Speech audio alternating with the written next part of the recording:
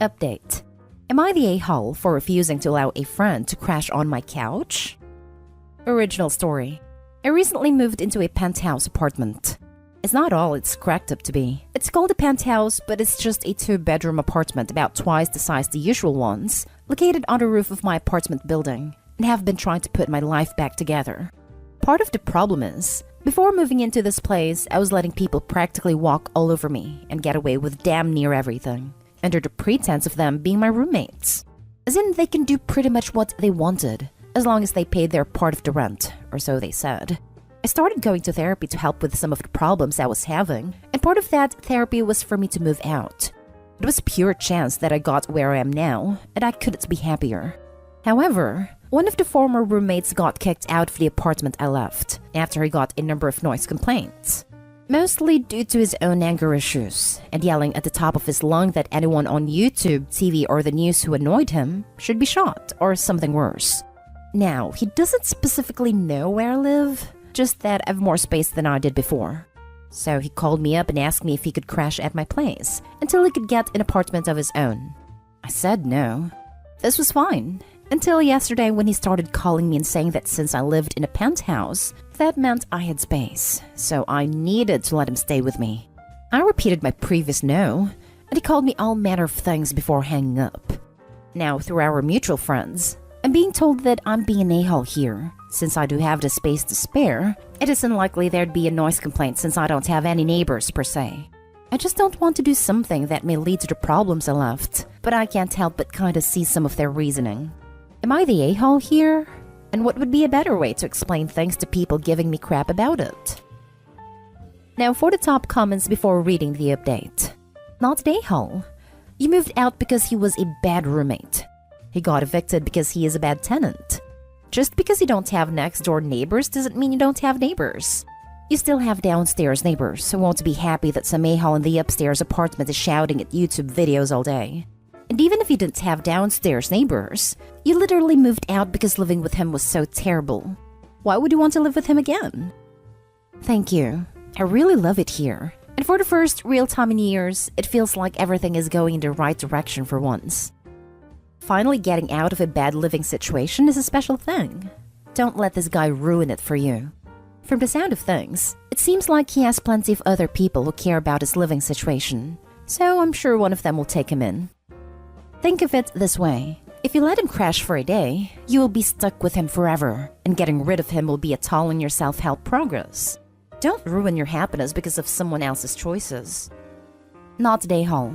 And any friend that calls you an a-hole, you need to say, "Alright, so why don't you take him in?" Don't bring him in, because he will never leave. Not the a-hole. Your house. You don't need to do anything. Even less now that he's called you all kinds of names and complained to all your friends about it. Why aren't your other friends offering him a place to crash? Are they aware he was kicked out for noise complaints due to anger issues? It's easy to be generous with someone else's resources. And now for the update. I took the advice presented by many in the comments and made it clear to the people calling me an a-hole for not letting my former roommate crash on my couch, that if they were so worried about him, then they should let him in. One of the mutual friends stepped in and set some rules for him. Specifically that it was only temporary and that he was going to need to make a serious effort into securing housing for himself. Part of that, as I understand it, was enrolling in a special program where he would attend regular treatment as a mental welfare group and would work with a caseworker about getting everything set up for him. The goal of the program being to provide a special voucher if the person were making an obvious and visible effort to fix the problems that had either caused them to be homeless or on the way to becoming it. He's refusing to go, claiming that they don't really help anyone, and that it's just a waste of time for him to bother going.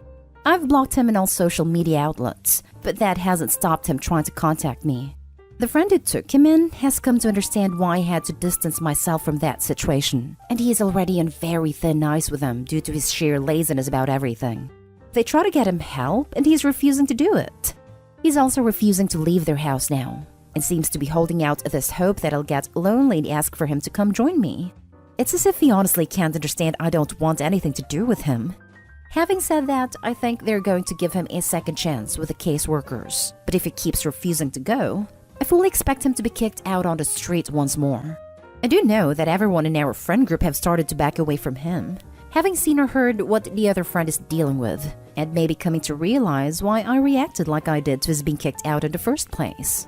As it stands, it looks like the only person that may be willing to take him in is going to be his mother, as even his older brother has washed his hands off the guy. I'll update further if anything more develops out of this. Note, I've also instructed my landlord and property manager about the issue with his former friend/roommate. They have placed him on the do not enter list, meaning that if he sets foot on the property, they will refuse entry. And if he doesn't leave, they will trespass him from the property. It's a safety measure they usually take with DV situations, married couples or otherwise, but feel that given my history, I fit the bill to qualify for such protection. Just 1 week with him on someone else's couch, and they all realize what a nahal the guy is. Good for you for not caving in, Opie. Hopefully you got a lot of apologies from some of those friends. Most aren't talking to me anymore. I figure I can live without them. I'm only posting the update now as I have a meeting with my therapist in a couple hours and expect we'll bring this up. For the best, enjoy your a-hole-free apartment with no roommates or fair weather friends. Wait, so they all realized what a nightmare he is and still are mad at you for not taking him in? Way to go for holding your ground and insisting on them respecting your boundaries. I bet you are so proud of yourself for maintaining a peaceful home. Keep up the good work. I didn't see your first post before now, but I'm glad things are going well for you. You made your friends put their money where their mouth is, and the situation has helped you show who your true friends are. This is a great update. Keep doing what you're doing to remain safe. I'm glad it has do not enter list for your building. But do you carry some sort of mace or pepper spray?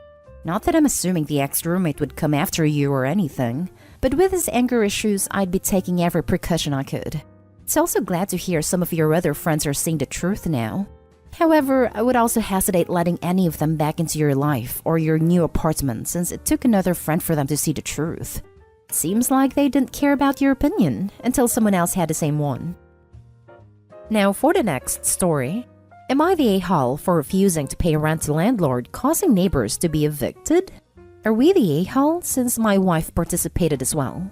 6 months ago, we moved into a duplex unit in a crowded city. The landlord went over all the amenities, but the only thing that truly sold us was the 2 reserved parking spaces for us. The wife and I have hectic work schedules, and trying to find city street parking is almost impossible. The landlord also told us that the neighbor is a single father with 2 kids. This place seemed perfect.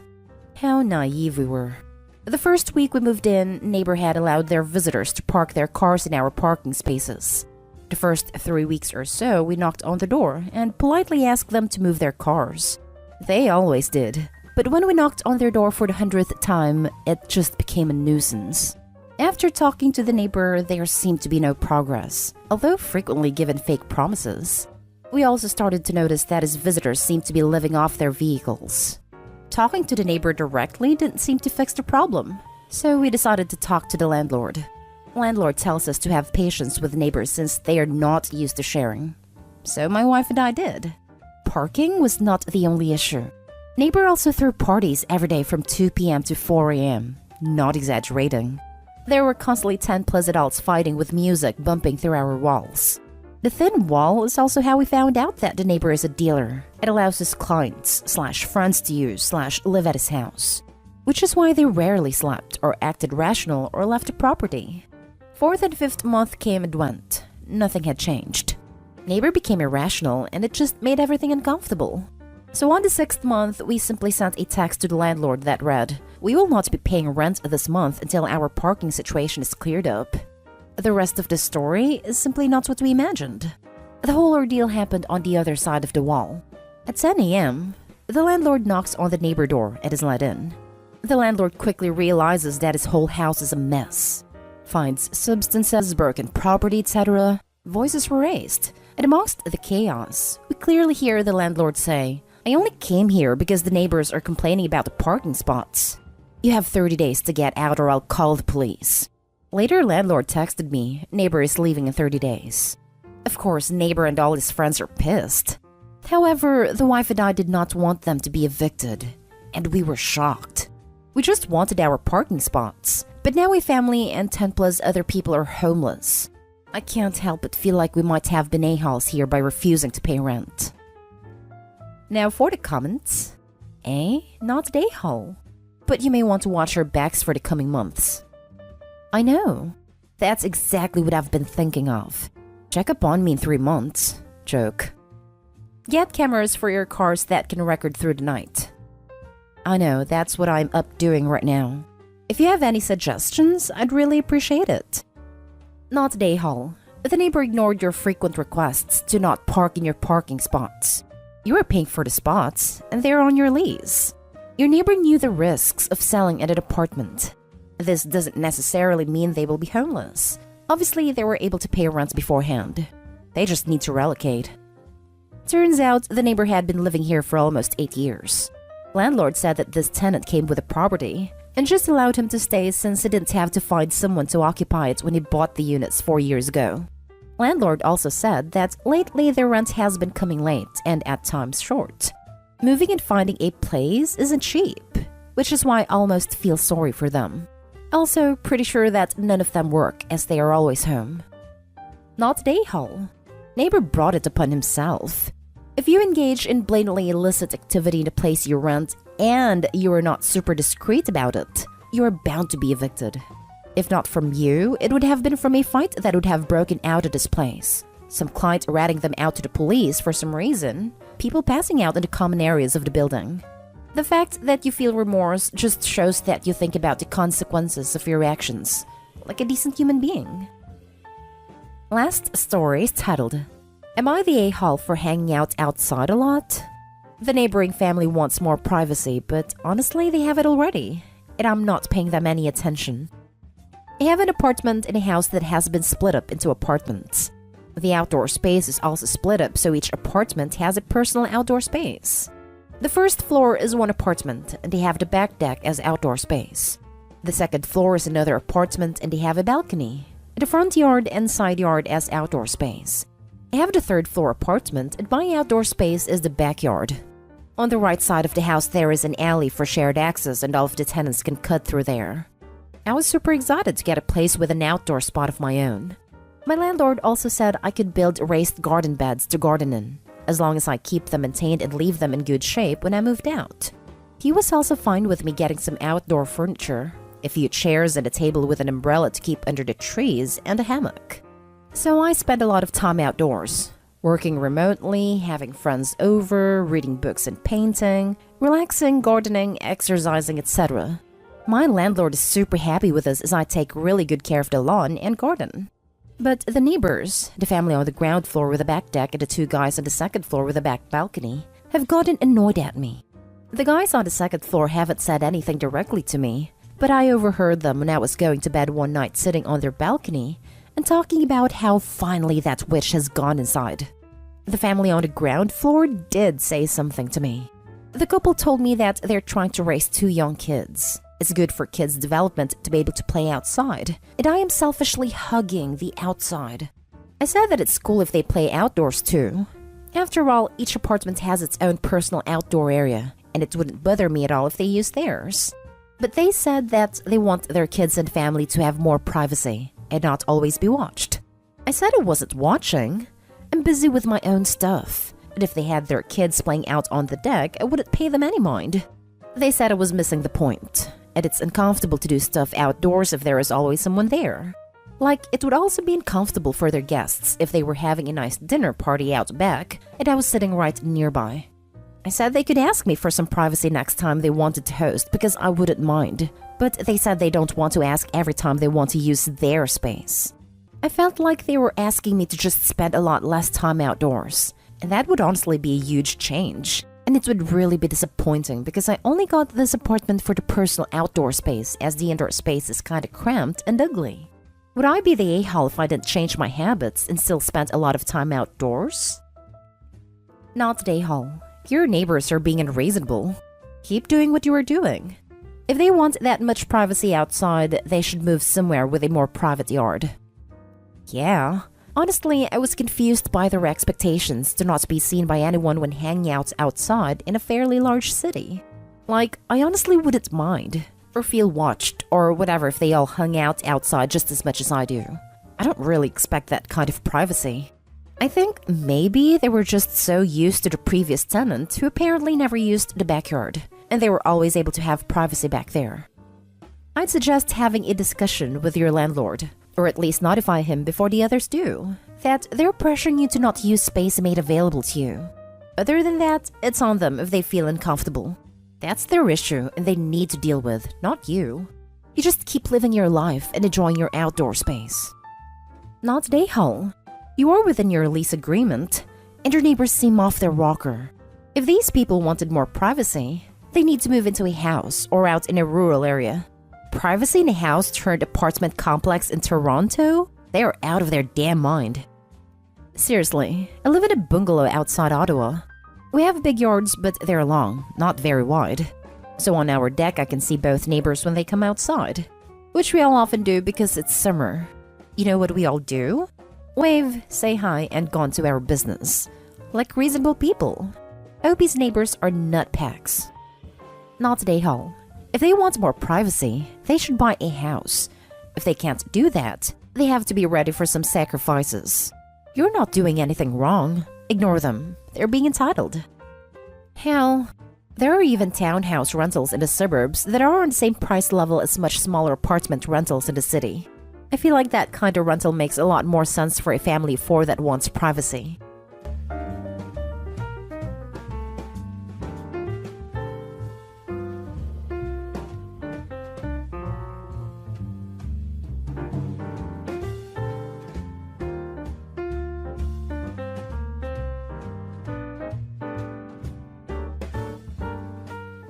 Am I the a-hole for backing out at the last minute because I didn't want to sleep on an air mattress?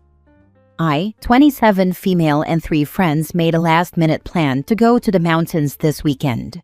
Our group consists of a couple, let's call them Jay, 27 female, and Sam, 32 male, and 2 single friends, me and Alex, 26 male. We actually found a good Airbnb at first. It had 2 bedrooms, one with a king bed and one with 2 single beds. Alex and I were totally fine sharing the second room, as long as we had our own bed. But Jake kept saying that she wanted a pool. This is a short 2-day trip, and we're staying just 1 night. I really didn't see why a pool was a big deal. We kept going back and forth trying to decide, and the place got booked by someone else. After that, the only places we could find had just 1 bedroom, a pull-out couch, and an air mattress. Alex is recovering from an injury, so of course he shouldn't be on the air mattress. The couple immediately said they wanted the bedroom, but they're not offering to pay more for it. That leaves me with the air mattress. Jay and Sam both don't have driver's licenses, and Alex can't drive right now because of his injury, so I'm the only one who can drive us there and back. On top of that, I'm also the only one who has to work on Monday. I really don't want to be the one driving for hours, sleeping on an air mattress, and then dragging myself to work the next day all tired and sore. I genuinely hate sleeping on an air mattress. I always sleep like crap, and it just hurts my neck. So, I told them I was backing out. I told them that if they really want to do a trip like this, they need to plan it better so that everyone is comfortable. Alex and Sam seemed to understand, but Jay got annoyed. She said I was being a party pooper, that I was being selfish, and that I was ruining the weekend. She told me I should just adjust so we could all have fun. For a moment, I really did think I was overreacting because it's just 1 night, and going to the mountains would be super fun. But honestly, it doesn't feel fair that I have the worst sleeping arrangement and still get labeled as the problem.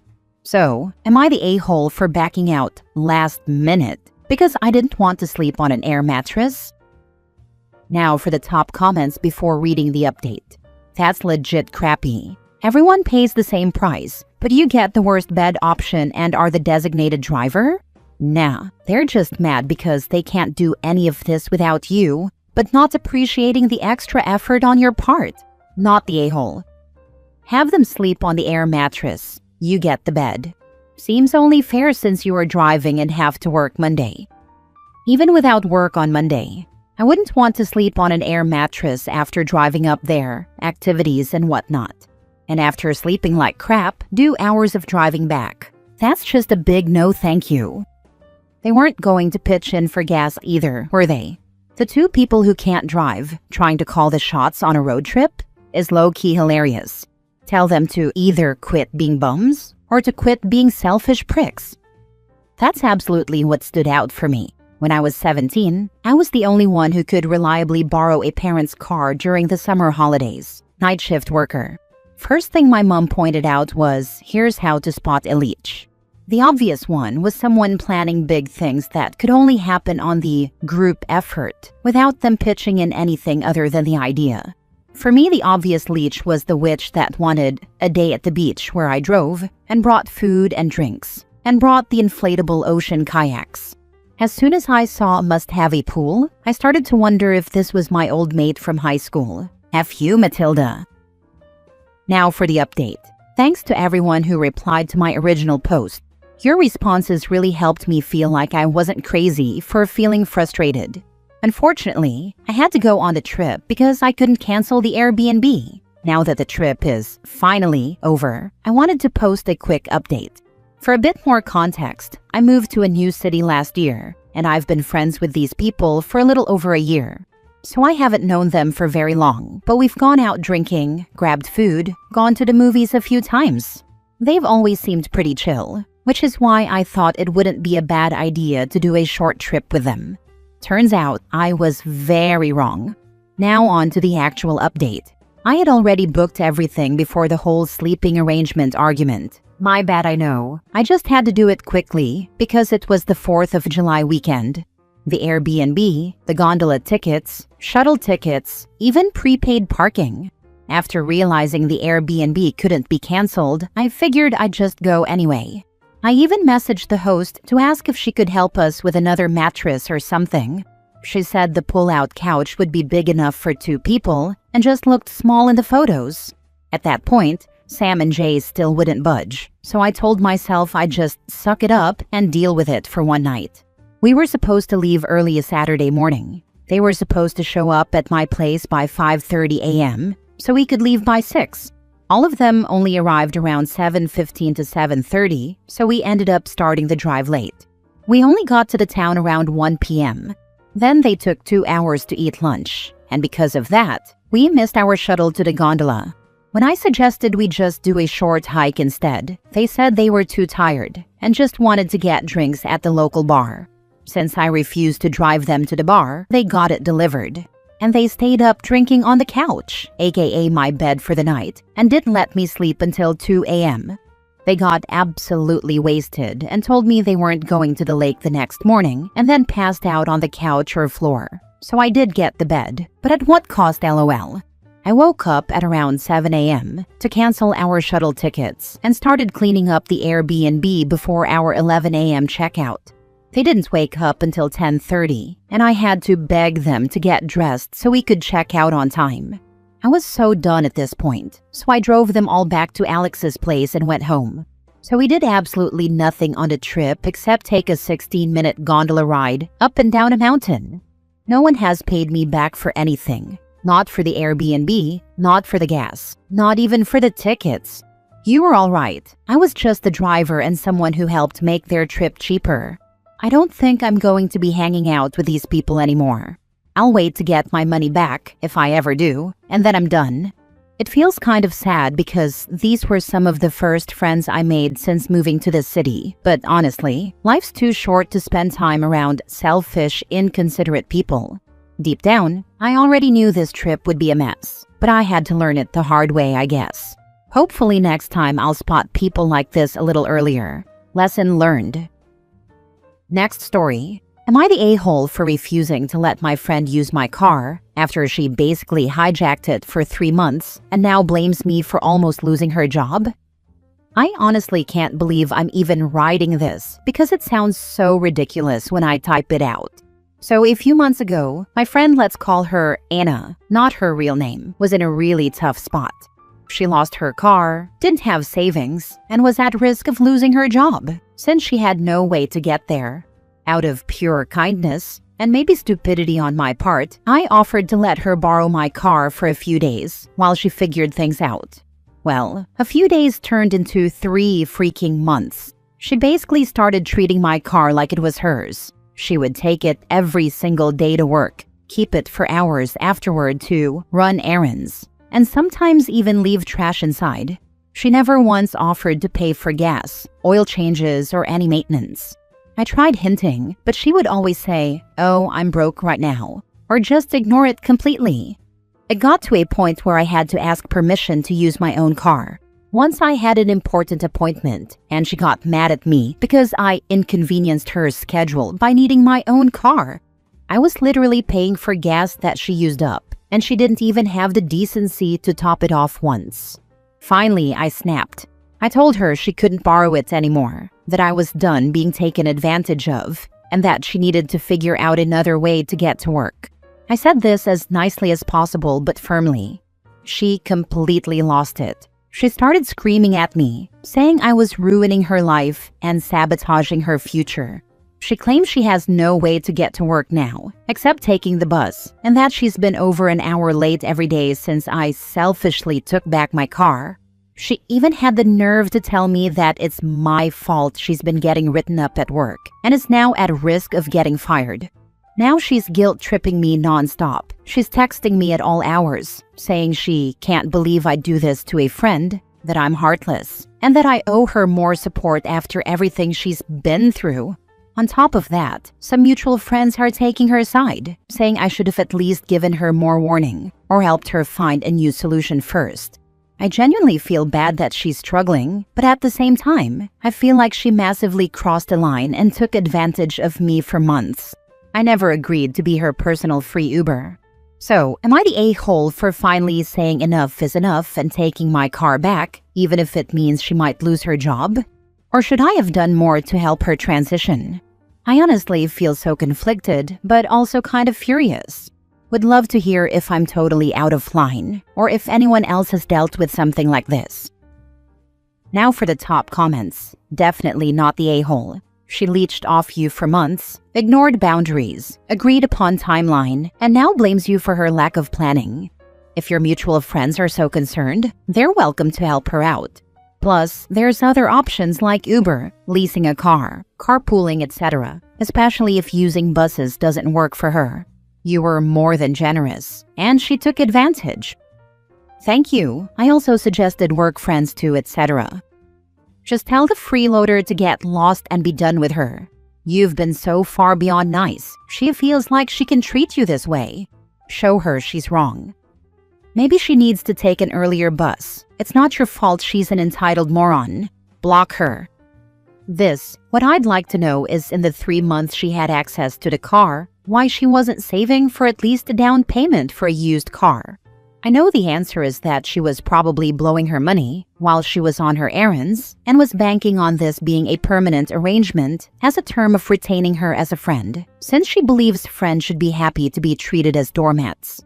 Putting the effort to retain her as a friend is not worth what she's putting OP through. Not the a-hole. Next story. Am I the a-hole for dumping dinner in the trash and asking my family not to stay at my place again? My family's visiting for a couple of days. My brother, his wife, and their 2 kids. I tried to be a good host and cooked a nice dinner for everyone on their last evening here, even though I had a busy day at work. For context, my house has an open floor plan, so we were all in the same area. I let everyone know that dinner was ready, but no one came to the table. I thought maybe they hadn't heard me because the TV was on, so I repeated myself but still got no response. I went ahead and made my plate and sat down to eat. Meanwhile, my brother's wife was watching Facebook videos, my brother was watching football, and their kids were playing video games. When I finished eating, I picked up my plate and asked if anyone was going to eat. My brother got up and went to smoke outside. The kids kept ignoring me, and his wife just gestured that she was busy. After 20 minutes, the food was cold, so I threw it away. I wished them good night and told them I wasn't their servant, and that the least they could do was acknowledge the effort someone puts into cooking for them. I also told my brother he wasn't welcome to stay at my place again. Edit. I had cooked fried fish. It doesn't reheat well. I didn't want my house to smell bad either.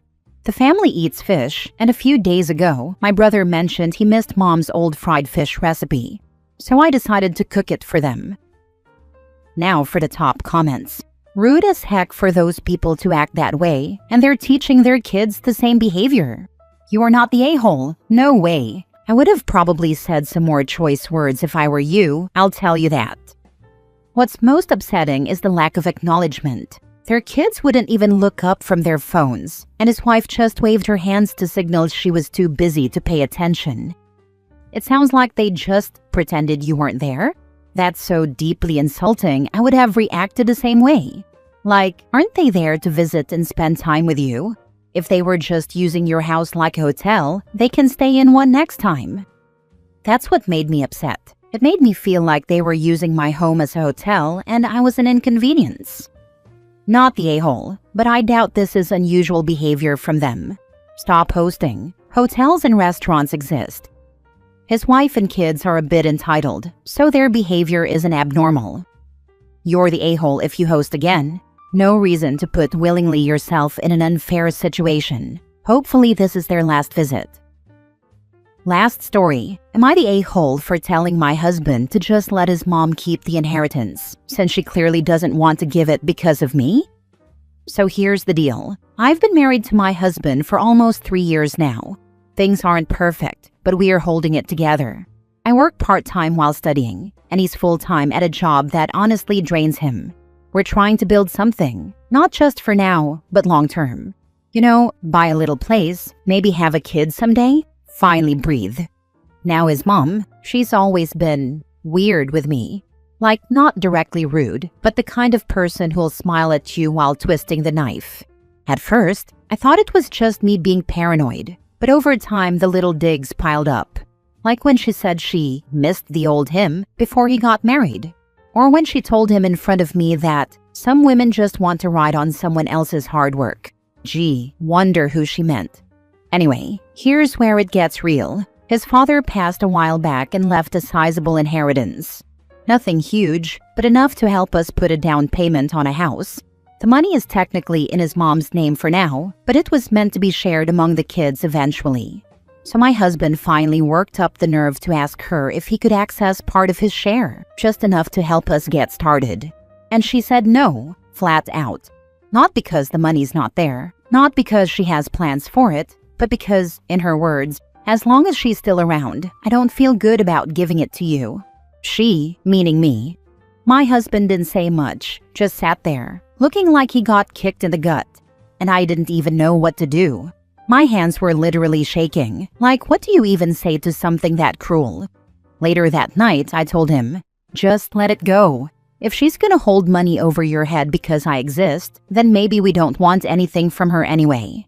I said it because I didn't want him to keep begging. I said it because I was pissed. But mostly, I said it because I couldn't stand watching him get humiliated like that again. Now he's barely talking to me. He says I gave up too fast, that I should have fought for him, stood by him, tried harder to convince her. But convince her of what? That I'm worthy of her dead husband's money? That I'm not some gold digger when I've worked and sacrificed just as much? It's like I'm being punished just for being in his life. I don't even know anymore. I thought I was helping. I thought telling him to let it go would stop the bleeding. But now he's distant, cold, and honestly, I'm tired. So am I the a-hole? Not the a-hole. Your mother-in-law and husband are the a-holes here. He should be sticking up for you. If he doesn't, then the twisting of the knife will only continue and lead to bigger problems with her. Does she not realize you two are thinking of children? She doesn't seem like someone who would be a nice grandmother. Maybe cutting her off will open her eyes. Thank you for your insight. You're right, if he doesn't set boundaries now, it could only get worse. I really appreciate the perspective. Not the a-hole. I'm with the top comment here. It was 100% not your place to say a word to his mom. It was 100% his job to say, what do you mean as long as she's around? She's my wife. She's not going anywhere. Your husband needs clarity from a lawyer on what his father's will stated. If his father just left everything to his wife, then it's now her money, and she'll do with it as she pleases, including using it to lord over your husband to fawn over her and eventually leave you. If the will states your husband was directly given money from his father, she needs to make with the money. Not the a-hole in either scenario, though, as no part of this is anything you can control.